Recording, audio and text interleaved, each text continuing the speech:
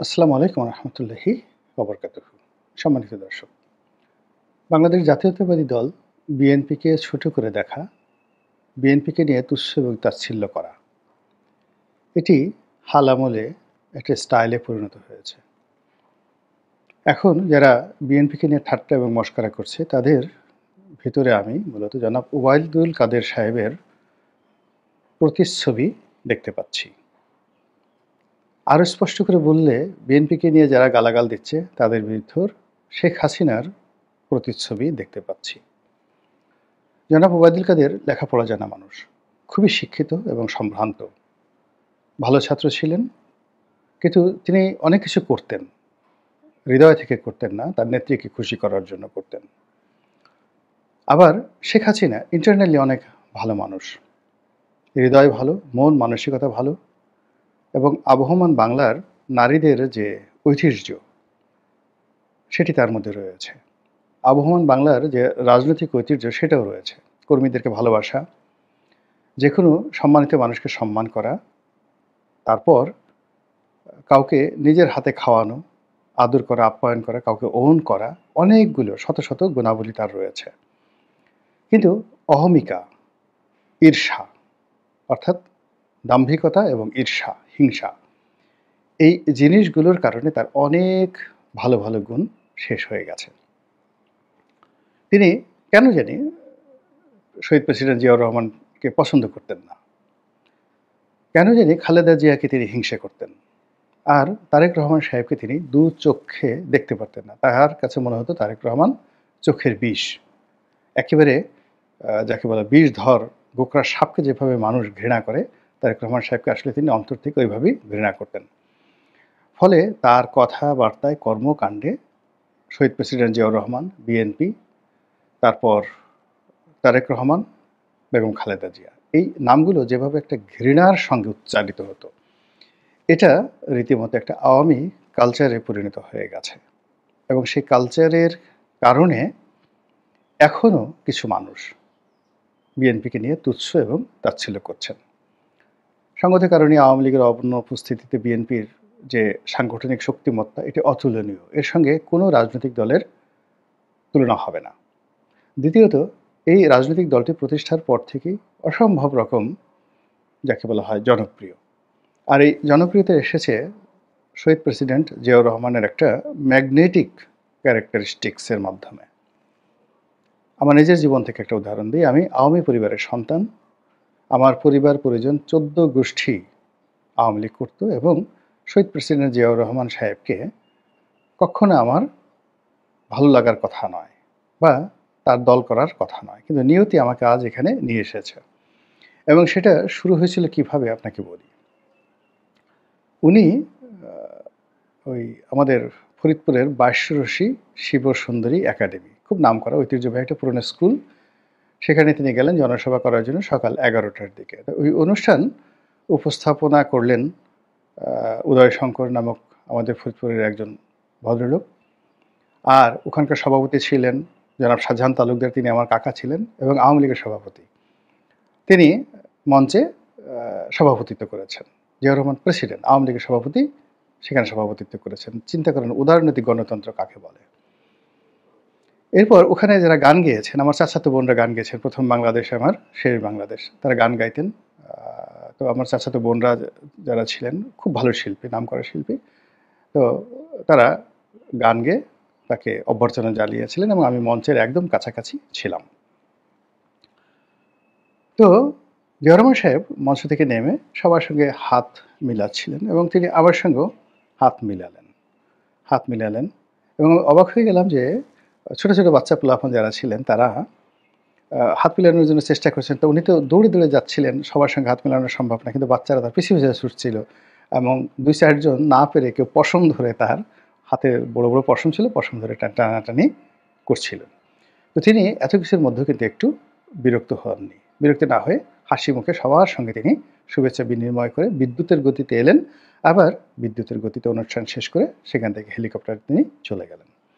তো এই স্মৃতিটুকুই তার সঙ্গে আমার ছিল। পরবর্তীতে তিনি যখন নিহত হলেন নির্মমভাবে, তখন দেখা গেল যে তাকে নিয়ে কবিতা রচনা হলো, এবং সেই সকল কবিতা বিভিন্ন বাজারে বিক্রি হতো, আমাদের চৌদ্দশী বাজারে বিক্রি হতো এবং সেই কবিতা যারা কবিয়াল তারা গাইতেন আর শত শত মানুষ দাঁড়িয়ে কান্নাকাটি করতেন।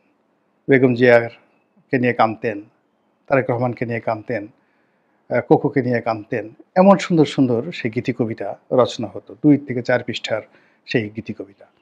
এবং আমাদের ওই এলাকাটা আওয়ামী লীগ প্রধান, ৯০% লোকই তখন আওয়ামী লীগ করে। কিন্তু ওই যে বাজারে যারা এই কবিতা শুনে কাঁদতেন তারা তো সব আওয়ামী লীগের লোকজন। তারা কিন্তু জিয়াউর রহমানের জন্য কান্নাকাটি করেছেন। তো এই যে তার যে একটা ম্যাগনেটিক লিডারশিপ কোয়ালিটি ছিল, সেই লিডারশিপ কোয়ালিটিটা বঙ্গবন্ধুর এক ধরনের আর তার এক ধরনের। যার ফলে বিএনপি, জিয়াউর রহমান এটা মানুষের, খালেদা জিয়া মানুষের হৃদয়ের মধ্যে কিন্তু ঢুকে গিয়েছে। এবং একবার যখন কারো হৃদয়ের মধ্যে আপনি ঢুকে যাবেন, ওটা বংশ পরম্পরায় কিয়ামত পর্যন্ত এটা চলতে থাকবে। কখনো অভিশাপ রূপে, কখনো আশীর্বাদ রূপে। তো সেই কারণে কি হলো, শেখ হাসিনা যতই জিয়াউর রহমান সাহেবকে ছোট করার চেষ্টা করেছেন, তিনি নিজে ছোট হয়েছেন। বিএনপিকে ছোট করার চেষ্টা করেছেন, তার দল ছোট হয়েছে। খালেদা জিয়াকে ছোট করার চেষ্টা করেছেন, তিনি নিজে ছোট হয়েছেন, অপমানিত হয়েছেন। তিনি খালেদা জিয়ার ব্যক্তিগত চরিত্র নিয়ে তিনি কুৎসা রচনার চেষ্টা করেছেন। তিনি তার নিজের সেই চরিত্রে নিয়ে তিনি এমন সব গীবতের শিকার হয়েছেন, হয়তো তিনি সেই কাজগুলো করেননি। তিনি যেভাবে তারেক জিয়াকে গালাগালি করছেন, তার চেয়ে বেশি গালাগাল এখন তার সন্তান জনাব সজীব ওয়াজেদ জয়ের কপালে জুটে গেছে। তো এই যে একটা নিয়তি, সেই নিয়তি ঘুরে ফিরে আসে, কিন্তু তারপরও আমরা নিয়তি থেকে কখনো শিক্ষা নেই না। তো অতীতে যে কারণে শেখ হাসিনার পতন হলো এবং যে কারণে বেগম জিয়া ৯১ সালে বেগম জিয়ার ক্ষমতা আসার কথা না, কিন্তু আওয়ামী লীগের বাড়াবাড়ি, অতিরিক্ত কনফিডেন্স, ভারতের অতিরিক্ত আত্মবিশ্বাসের কারণে প্রকৃতি এখানে এমনভাবে খেলে দিয়েছে যে ৯১ নির্বাচনে অবিশ্বাস্যভাবে বিএনপি ক্ষমতায় চলে এলো। আবার ১৯৯৬ থেকে ২০০১ পর্যন্ত শেখ হাসিনা যেভাবে কাজকর্ম করেছেন, it was one of the masterpiece, fantastic work. এর সাথে আর ভালো বাংলাদেশে, স্বাধীন বাংলাদেশে এর সাথে সুশাসন আর হয় না। ১৯৯৬ থেকে ২০০১ বেস্ট। বিরক্তিকর ছিল, সব জায়গাতে তিনি বঙ্গবন্ধুকে প্রতিষ্ঠা করার চেষ্টা করেছেন, ফজিলাতুন্নেসাকে মুজিবকে প্রতিষ্ঠা করার চেষ্টা করেছেন, কামাল জামাল ছাড়া তার জীবন ছিল না। এগুলো ছাড়া মূলত এই আজকের যে সকল বদনাম, টাকা পাচার, দুর্নীতি, অপকর্ম, এই জিনিসগুলো ছিল না, বরং অনেকগুলো সিদ্ধান্ত তিনি ওই সময়তে নিয়েছেন। কিন্তু কি হলো, তার ওই অহমিকাবোধের কারণে, হিংসের কারণে তিনি ২০০১ সালে ক্ষমতা আসতে পারলেন না এবং ম্যাটিকুলাসলি সেখানে বিএনপি ক্ষমতায় চলে এলো। যাক, এটা পরের কথা। এখন এই বর্তমান জামানাতে বিএনপিকে নিয়ে কিন্তু ট্রল হচ্ছে। বিশেষ করে নবীন যারা রাজনীতিবিদ এই মুহূর্তে আছেন, দল করেছেন, তারা শিবিরের লোক হোক বা সমন্বয়ক হোক বা এই যে নতুন যে একটা পার্টি করেছে সেই পার্টির লোকজন হোক, তারা কিন্তু সুযোগ পেলেই বিএনপিকে নিয়ে কটাক্ষ শুরু করেছেন এবং সোশ্যাল মাধ্যমে এসে মির্জা ফখরুল ইসলাম আলমগীর সহ অনেক সিনিয়র নেতাকে যাচ্ছে তাই ভাষায় মোনাফেক, বেঈমান, কাফের ঠাফির বলে রীতিমতো অস্থির করে ফেলছেন। তারেক রহমান সাহেবকে নিয়ে দূর থেকে হালকা পাতলা বলছেন, বাট এটা থামবে না। খুব দ্রুত তারেক রহমানের ব্যক্তিগত জীবন নিয়ে মানে রীতিমতো নষ্টামির সর্বোচ্চ পর্যায়ে শুরু হবে সামাজিক মাধ্যমে। এটা আমি একেবারে অক্ষরে অক্ষরে বলে দিলাম যে তাকে নিয়ে, এবং এটা মানে কি বলবো, অনেক লোক যারা হাওয়া সংশ্লিষ্ট ছিলেন, যাদের সঙ্গে তারেক রহমান সাহেব ইদানিং সম্পর্ক ছিন্ন করেছেন, তার অনেক ঘনিষ্ঠজন ছিলেন যাদের দুর্নীতির কারণে, অপমান মানে অপকর্মের কারণে তারেক রহমান সাহেব তাদেরকে দূরে ঠেলে দিয়েছেন। এই লোকগুলোই কি করবে, ওই সামাজিক মাধ্যমের যারা এ ধরনের দুর্নাম ছড়ায়, বদনাম ছড়ায়, তারাই এই জিনিসগুলো তারেক রহমানের বিরুদ্ধে এই জিনিসগুলো খুব দ্রুত এমনভাবে প্রচার করবে, সে প্রচারের ফলে কি হচ্ছে, চারিদিকে একটা সিসি রব তোলার জন্য সর্বোচ্চ বিনিয়োগ করা হবে, যাতে করে বিএনপি আগামীতে ক্ষমতায় না আসতে পারে। তো বাস্তবতা হলো যে এত কিছু করেও বিএনপির আসলে ক্ষতি করা যাবে না। কেন যাবে না? কারণটা হলো, বিএনপি একটা কঠিন বাস্তবতার মধ্যে যে জাতীয়তাবাদী শক্তি, ধ্যান এবং ধারণা, এটি বাংলাদেশে তারা প্রতিষ্ঠা করেছে, এটি ইউনিক। যেমন বঙ্গবন্ধু, আওয়ামী লীগ তারা বাঙালি জাতীয়তাবাদকে ধারণ করেছেন, এটা একটা ইউনিক, তাদের জন্য ইউনিক। আবার তার বিপরীতে শহীদ প্রেসিডেন্ট জিয়াউর রহমান মুসলিম লীগ থেকে শুরু করে আওয়ামী বিরোধী যত মেধাবী রাজনীতিবিদ ছিলেন, তাদেরকে তিনি একত্র করেছেন। দ্বিতীয়ত, আওয়ামী লীগের মধ্যে যে সকল মেধাবী লোকজন ছিলেন, খুবই মেধাবী, অসম্ভব মেধাবী। তো তারা সেই মেধার কারণে, সততার কারণে দেখা গেল যে বঙ্গবন্ধুর জামানাতে বঙ্গবন্ধুর আশেপাশে যে সমস্ত বদমাশ ছিল, তাদের তাপে চাপে একেবারে আলুভর্তা হয়ে গিয়েছিলেন। তো সেই মানুষগুলো তারা শহীদ প্রেসিডেন্ট জিয়াউর রহমানকে স্বাগত জানিয়েছিলেন। ফলে আওয়ামী লীগের যে লিগেসি ছিল এবং আওয়ামী লীগের যে ঐতিহ্য ছিল, সেই ঐতিহ্যগুলো আ সেটা বিএনপি অ্যাডপ্ট করেছে। মুসলিম লীগের ঐতিহ্যগুলো বিএনপি অ্যাডপ্ট করেছে। ইসলামাইজেশনের যে ঐতিহ্যগুলো, একটা রাষ্ট্র যদি ইসলামী কায়দায় চলে, সেটি গণতান্ত্রিক পরিবেশ বজায় রেখে যতটা সম্ভব ইসলামিক কৃষ্টি এবং কালচারকে অনুসরণ করা, সেটা জিয়াউর রহমান সাহেব করেছেন। ফলে তার এই যে দলটি, এই দলটি হয়ে গেছে অনেকটা সাগরের মতো।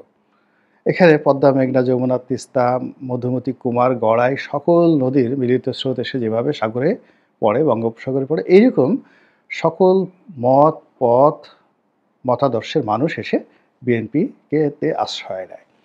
এবং এর ফলে কি হলো যে আপনি বিএনপিকে মেরে ফেলতে পারবেন না। বিএনপির কণ্ঠ স্তব্ধ করতে পারবেন না। এরা সমাজের সব জায়গাতে ছড়িয়ে আছে। মসজিদে, মন্দিরে, গির্জায়, প্যাগোডায়, শিক্ষা প্রতিষ্ঠানে, সব জায়গাতেই তারা ছড়িয়ে আছে এবং সব জায়গাতে ছড়িয়ে থাকবে। ২ নম্বর হলো যে এই দলটি যিনি প্রতিষ্ঠা করেছেন শহীদ প্রেসিডেন্ট জিয়াউর রহমান, মূলত রাজনীতি নিয়ে তার কোনো অ্যাম্বিশন ছিল না।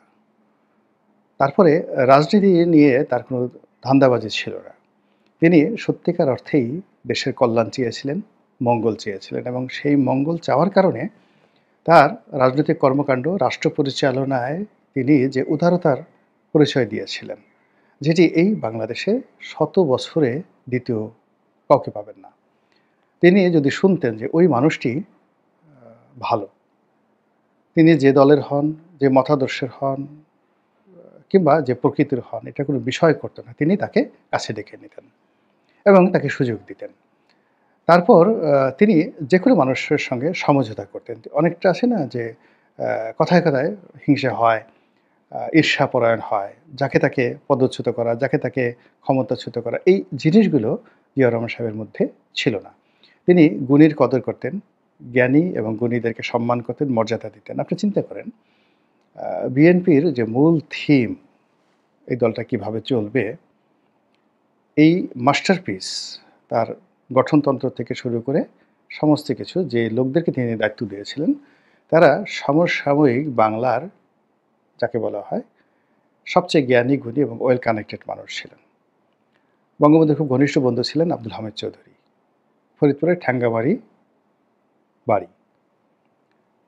তো 1954 এর এমপি ছিলেন এবং জিয়াউর রহমানের সময় তিনি যাকে বলা হয় রাষ্ট্রদূত ছিলেন। কিন্তু লেখাপড়া, আইনের ব্যাপারে, লেখাপড়ার ব্যাপারে অতি উচ্চ স্তরে লেখাপড়া ছিলেন অ্যাডভোকেট আব্দুল হামিদ চৌধুরী। তিনি মাহফুজ আনাম সাহেবের আব্বা, বাবা আবুল মনসুর আহমদ।